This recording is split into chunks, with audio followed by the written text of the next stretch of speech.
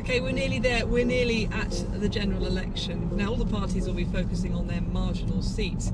And in Scotland, 3/4 of the seats are marginal. We're in Argyll and Bute, which for many years the Lib Dems held. Then in 2015, the SNP took over. And at the last election, the Tories gave the SNP a run for their money. So we thought it would be a good place to come and pose that question. How is Brexit and how is Scottish independence playing into how people think they're going to vote? It's also, by the way, spectacularly beautiful here. Hello, are you Jonathan?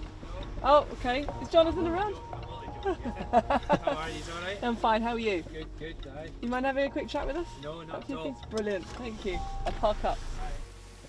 These are our own queen scallops. Probably about 60% of them will be exported. Mostly into Europe at the moment, but with the way things are going, we're going to find it easier going to other countries. So is it safe to say you would prefer that Brexit wasn't happening?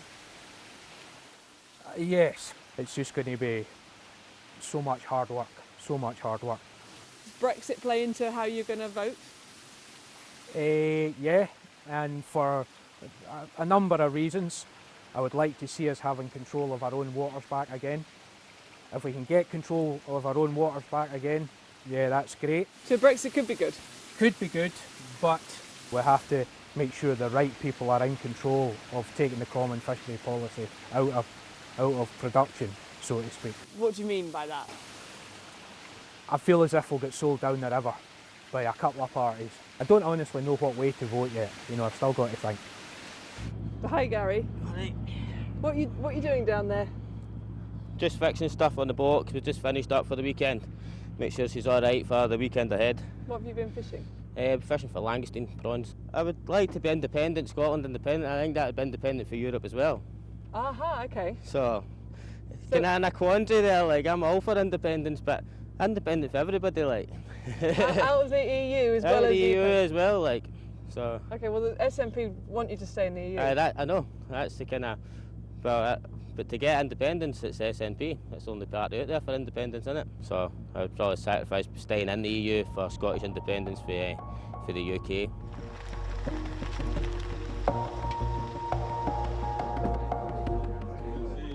First time voter, I'm 18. I go to uni in Glasgow. And what's going to influence the way you vote?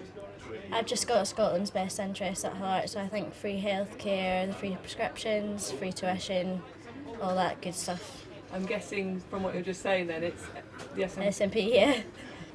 What about independence? Is that a good- Yeah, I'm pro-independence, but I do want to stay in the EU. You've got a slightly different view to your daughter.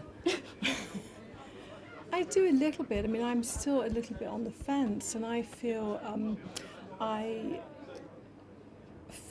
that I will vote SNP as well, but it's kind of with a slightly heavy heart. Getting Brexit done is quite a well-known slogan we've heard a lot. Are you going to vote Tory?